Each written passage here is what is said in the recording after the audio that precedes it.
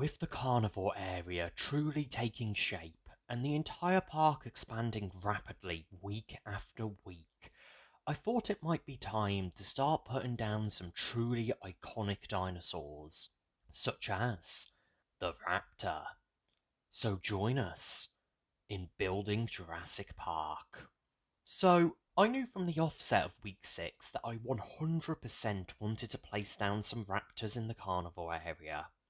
However, to do that, I also knew I was going to need to increase our power output, because the park was just struggling way too much with its current output. So I went back and continued to build the reactor, finally fully installing the reactor itself. Now, this is obviously off-centre, but that's on purpose, because I am planning to reinstall it a bit to the side later on and add a second reactor. I'm also dancing around with the idea of maybe having upwards of 4 different nuclear reactors. With it placed, the one major thing that is missing for it is the fuel. As I said before, I had almost all of the resources for it ready in the storage system, but I needed to process it, and to do that, I needed advanced alloys and also a thermal centrifuge. But to build the thermal centrifuge, I needed a mining laser, so I ended up adding 3 of them. One for the thermal centrifuge, and one each for me and Martha. Honestly, I had been wanting to build these for a while, but they were on the ever-growing list of things I would get to, eventually. They just speed up mining so quickly by allowing you to destroy such a large area in a matter of seconds, which, considering just how many of our utility builds are underground, makes the laser a game changer for us. With the thermal centrifuge built, I could finally process all of the uranium ore we had been collecting into actually useful radioactive uranium. So radioactive, in fact, that you needed a hazmat suit just to pick it up without getting radiation poisoning, and a containment box just to have it in your inventory without the suit. Martha, though, was really not a fan of the hazmat suit. This time around, I am feeling like I might actually have to teach you how the reactor works. There's a lot that could go wrong with it. You look ridiculous. Oh, what do you mean? I think it's an amazing outfit, especially my backpack. Fucking awful. Someone did not spend any time on that. Nope. You know the mod is very, very old. Where are you? I want to do a little experiment. There's a shady merchant. Yeah, I've noticed him. Have you seen his trade? I can't trade him. Okay, well, his trade is 8 emeralds for 1 emerald block. Oh, that makes sense. Oh, so you don't get radiation poisoning. What about if you pick it up? Come here, you just want a little bit of radiation poisoning. No, alright. No, come on, come on, come on. It won't kill you. I'll throw Tegazinski at you. Oh yeah, I forgot about all your NPC names. After trying to slightly poison Martha, I finally managed to build a quad fuel rod.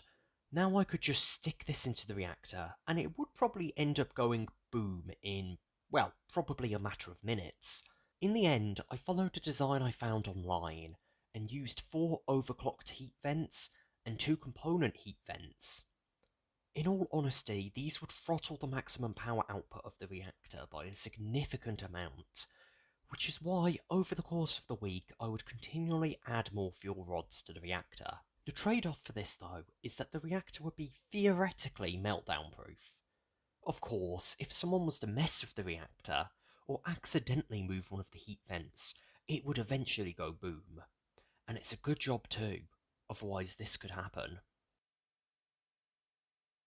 Anyway, with that working, I finally have the power output to start putting in some more moving gates on the pens. I would end up using a bit of a more updated design than the ones in the tunnel.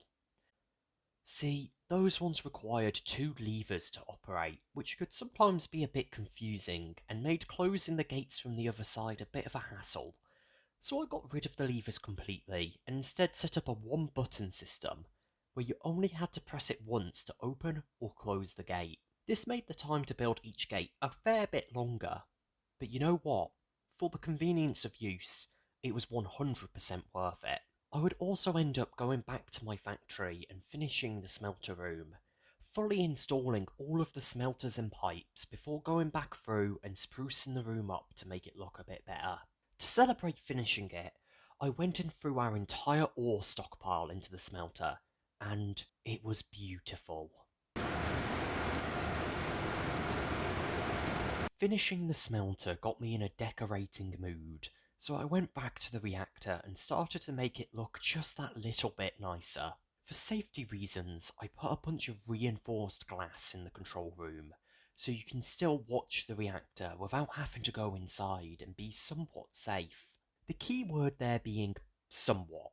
For the inside of the reactor, I probably could have used reinforced stone, which would help to protect from any reactor meltdown, but that would take a very long time to build, and so many resources that I decided I would leave it for now. Maybe at some point I would go back and place reinforced stone behind the walls, but for now, this design will do. I also found these really cool giant fans, but unfortunately they're based off coordinate positioning, so they sometimes ended up being slightly off, so I couldn't actually place them everywhere I wanted to. I still need to do the roof, but you know what? For now, it will do, since I decided it would be better to make the reactor Martha-proof instead, because I don't want her to accidentally set the reactor off. I already knew exactly what I wanted, so I created these laser doors that would require a special level 5 keycard to deactivate. Initially, these lasers were a bit dodgy, sometimes flickering on and off because it was just straight up wasting power. But once I realised this, I rewired the system so that it was just creating a loop of itself. While I had been underground building, Martha had made it clear that she was getting annoyed with how long it took to go from the herbivore zone to the lab, a trip she was making so many times by car because the storage system did not yet reach to her zone. Now that I finally had a nuke, I was in a much more charitable mood, so I decided I would help her out. I ended up getting a network relay system that would digitally transfer items from the storage system to the area that Martha was working in. Now it turns out this was a fair bit cheaper to build than I thought it was, and I probably could have built this around 2 weeks ago, but after careful consideration, I decided not to tell that to Martha. Now that Martha was all sorted, I finally was free to build us the raptor pen. As with all of the other carnivore pens, I had some trouble deciding on an exact shape and placement of the pen, but I knew from the beginning I wanted it to be a pit where you viewed the raptors from up high. To help me dig out this pit, I finally got to fully unleash the power of lasers.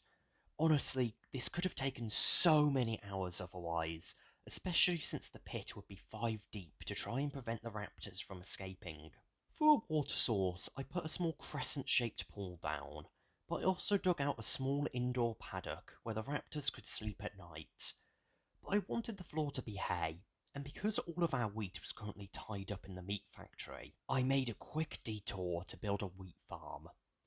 Not exactly the most efficient design or the biggest farm ever, but it worked and it could be stacked vertically all the way down to bedrock, so I was happy. With the hay paddock done, I went underground to build a fun way of feeding the raptors, a mob launcher. It was basically just a slime block mob launcher that would throw a goat out from underground into the raptor pen where it could be eaten. I did have some difficulties getting the mobs down into the pit at first, but eventually I sorted it, and to load the launcher I used a very similar system to the animal factory, where a minecart would pick them up, then drop the goats inside of the launcher. The initial loading design was a bit rugged and required you to flip the trapdoor lever after the mobs were launched, so I would end up building an upgraded design where from inside a control room, the entire launcher was wired up to a single button that would just launch the mob out and close the trapdoor itself.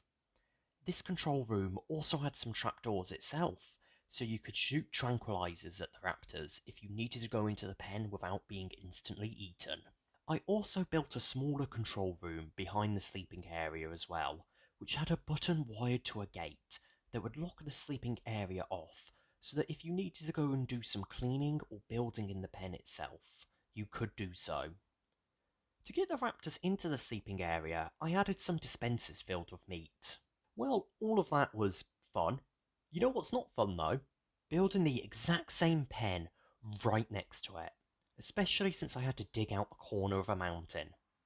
Now, why did I do this? Because it wasn't just the velociraptors I wanted to have in a pen, but also the atrociraptors. Now, before anyone says something about the accuracy of the raptors, yeah, I know. There's actually four types of raptors in the mod: velociraptors, atrociraptors, oviraptors, which we already have, and microraptors, which we have plans for. Anyway, I went back to the lab and got us the eggs ready. The plan was to have 3 male velociraptors and 3 female atrociraptors. We couldn't mix the two species in a single pen, because they would just fight each other. While I waited for the eggs to be incubated, I messed around with some of the villager trades and got absolutely screwed with these fake emerald blocks. Yeah, I don't know why I thought a shady merchant would give me something good, but anyway, I went back and placed both species of raptors and immediately noticed that for each species, one of the raptors was a bit bigger than the others. It was at this point I realised just how useful the middle control room was, as I could quickly get from pen to pen. While building the raptor pen, I did realise that Martha somewhat had a point about how long it took to get back to the lab. We did have the helicopter, but honestly that could be a bit awkward to fly for what is, in all reality, a relatively short distance, just made complicated by the lakes. We also wanted something that could transport us with little input from ourselves, unlike the cars. I already had a plan to help with this issue. So as part of my plan, I reset the tunnel wall to go towards the carnivore zone. Meanwhile I waited for this to be done, I went back to my factory and decided to redo it to make it actually look nice. I also used this chance to get rid of some of the andesite out of the system. I think this updated design is actually really smooth and so much cleaner. I like how it turned out, and I used these special lanterns to light up almost the entire room. I also left some room for expansion, so that later on I could add a room to store power or whatever else I wanted. I also quickly went back and had another play around with the boats. I finally got it to do a path that was a bit better, but when I added the other boats to the chain, it became a bit janky. I decided I would have a better look at it next week, but for now, it works.